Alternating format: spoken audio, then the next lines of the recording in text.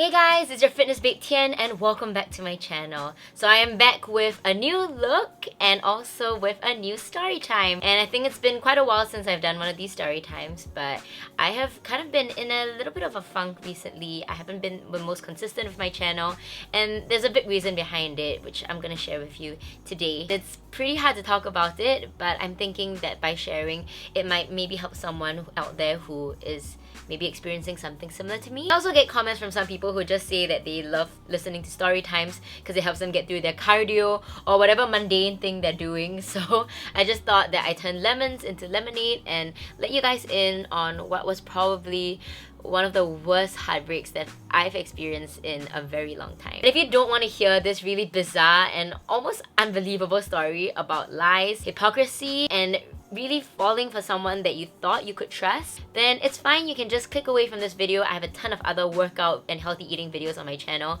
But if you do stay on, please remember to give it a thumbs up, click the subscribe button and hit the little bell so you always get a notification when I post a new video. I have been really inconsistent, but you know, now that this phase is over and that I'm finally able to move on from it, those videos are going to come out a lot faster, and I really would love for you guys to support the channel. Heartbreak story time. How my heart was broken by a Christian fuckboy.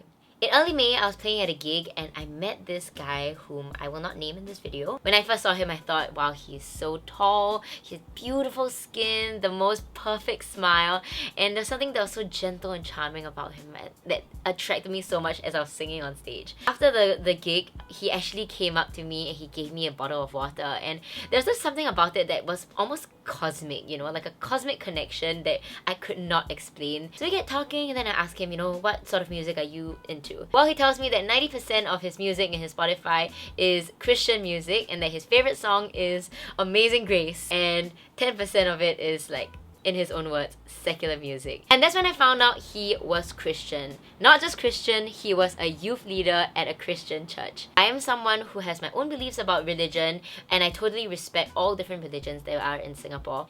Normally when I meet people, they aren't that open about their beliefs or religions, especially from the first meeting. Hearing how passionate he was about his faith and his beliefs and his religion just made me, and how open he was about it, just attracted me so much to him. And despite me not being Christian, I didn't get a judgmental vibe from him at all. Within the first few weeks of knowing him, he came to every single one of my gigs. He showed commitment, and let me just say, he's not the typical guy that I would normally date. He was not within the age range that I would date. He didn't have long hair. He never said the F word. He was really family oriented, very career driven, and you know, just typically the kind of guy that your mom would literally beg you to marry. In my past relationships, I've always been sorely disappointed, and people always tell me that I always go for the wrong guy. And for the past few years, when I go out with guys, I probably don't see them more than like 5 or 6 times, but there was something about him that was just so pure and gentle and kind-hearted, something that I could not explain. I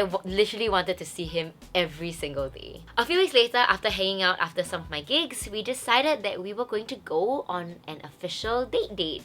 And I remember it was just perfect. He really made the effort to make me feel like a total princess, and I remember thinking, wow, you know, it's been so long since a guy treated me like this. I haven't felt this way in such a long time. That evening, he sends me home and we're just chilling downstairs when he tells me that he's feeling really hungry. Now, granted, you know, these really like expensive restaurants, the portion sizes are so freaking small.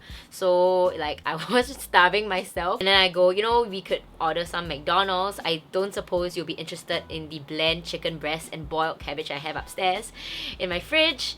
And then he goes, actually, I don't mind having chicken breast.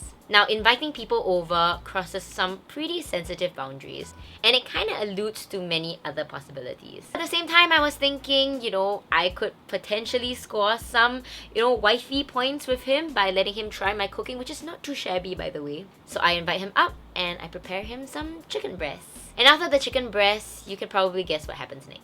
I actually asked him, are you sure? Are you okay? And his actions seemed that he was, so I went along with it. Of course, I liked him so much and I didn't want to get intimate with him because I wanted to respect our boundaries and not cross anything too early on in the relationship.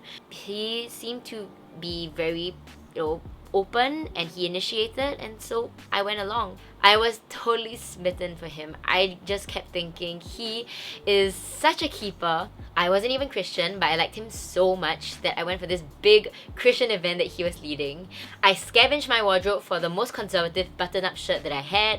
I put on a cap. I went alone and marched along with 1,000 other Christians to One Way Jesus. One Way Jesus, you're the only one that I could live for. And after his concert, I sent him so many videos of him on stage. I hyped him up so much, going like, oh, this very cute guy, you know, who was leading the sermon. He was really surprised, but at the same time, he seemed kind of upset that I went to watch him. What confused me even more was that he suddenly went super cold after. Within my super busy schedule, I'd still ask him out for movie dates and dinner dates, or whatever pocket of time that I had, I would, you know, try to see if I could fit him in. He kept blowing me off last minute, making up some excuse that he's too tired or has too much work to do, or he would just, you know, be really not responsive to my messages. And that really confused me because he was the guy who always initiated the dates and would drop me morning texts. And what confused me even more is that he kept posting Instagram stories of this girl that I just kind of assumed was from his church group because, you know, he goes to church like 3 times a week. So I just thought that it was someone from his cell group. I'm not the kind of girl who needs constant validation, and I'm not a huge texter, but after blowing me off quite a few times and just not talking to me for literally a week, I was thinking, you know, obviously, what the hell happened? I dropped him a message and I said, hey, you know, what's up? How are things going? And he responded with, oh, I'm writing a sermon. I mean, of course he was. You know, just to incite conversation, I asked him, you know, what are you writing about? What are you going to be preaching about? And he told me, I'm writing about something I should be doing a lot less of. Sinning. And I'm thinking, like, you sinning? Like, you barely even swear. You probably couldn't lie even if you wanted to. And then he replied, yes. Premarital sex is a sin. And that's when it makes sense. The reason why he was so awkward and I think so strange was because he felt so guilty and I felt terrible. I was thinking, you know, I should not have let him give into temptation. I'm a horrible person. I've messed up everything. Everything is ruined. You know, I liked him so much that I even proposed to go to church with him so that we could work this out together. The hot calls still continued. He would want to see me on Saturday nights and then he would go to church on Sunday mornings. And, you know, it was just so confusing to me, but obviously I liked him so much and I just wanted to continue seeing him. And one day he totally blew me off because, I don't know, he was saying he had planning for some church camp that he was organizing and it was so last minute. Only after a while that I realized that he only wanted to see me when it was convenient for him. And I said, you know what? I'm done playing games. I'm gonna be honest with you. And so I confessed.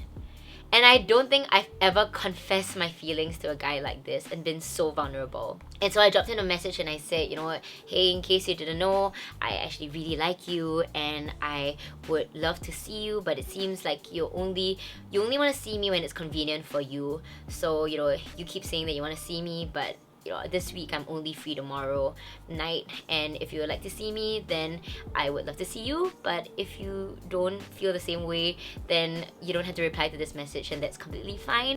And I just want to make sure that there are no ifs and or, you know, regrets. So I dropped him that message and he didn't reply. At that point, I had never felt more lied to and used. He was someone that I thought was so different from other guys I had dated in the past. But turns out that he was even worse. In fact, he was a hypocrite. At least the guys that I've met in the past who I knew were just players and fuckboys are very honest with how they are from the get-go. But he, you know, just pretended to be all pure. He kept saying that he liked me. And for the longest time, you know, I thought I was the one who was getting in the way of his faith. And I felt so guilty and I felt so bad. What made me even more uncomfortable was not the fact that he never replied, but was the fact that he kept posting photos of that girl that he was posting of, you know, when he was seeing me, and now he's a lot more frequent with posting her photo. I guess maybe she's his girlfriend or something. And it just made me question, like, wait, were you seeing her while you were seeing me? In the words of my Christian friend, I got wholly ghosted. I mean, to give him any consolation, maybe he was feeling very conflicted between me and his religion, but at the same time, I don't think that warrants treating anybody like that or lying to people in that way. And recently I finally got the courage to block him, and so I don't think he's probably gonna see this video or this post. But if you are watching it, I just want you to know that you really, really hurt my feelings, and I hope you don't do this to anyone ever again. Anyway, that was my heartbreak story time, and I hope that it kept you entertained if you were doing anything mundane for the past few minutes, or you know, if you're doing your cardio. Hopefully you're doing cardio. I hope that this got you through. I think the best way to get out of a rut is to just really focus on yourself, spend a lot of time alone, reflect, and focus on the bigger picture. With that said, I just launched my first ever merchandise store online with no sweat. If you guys are interested, I have some yoga mats and resistance bands that we designed that are almost selling out, and we are now restocking it. So I'm just really happy with the overwhelming response to it. And if you guys would like to support me and would like to support the No Sweat channel, then do head over to the little link and go and check out my products. Also, if you have ordered it, I do write a personalized message inside each and every single one of the orders, and I hope this just motivates you to get a kickstart in your fitness journey. With all my other videos, please remember to click the thumbs up, click the subscribe button, and hit the little bell so you always get a notification every time I post a new video, which will be a lot more frequent now that this weird phase is over. And do comment down below your heartbreak stories. I swear it does wonders for the soul just to like share. I hope you all have an amazing week ahead. Take care, and I'll see you in the next video. Bye!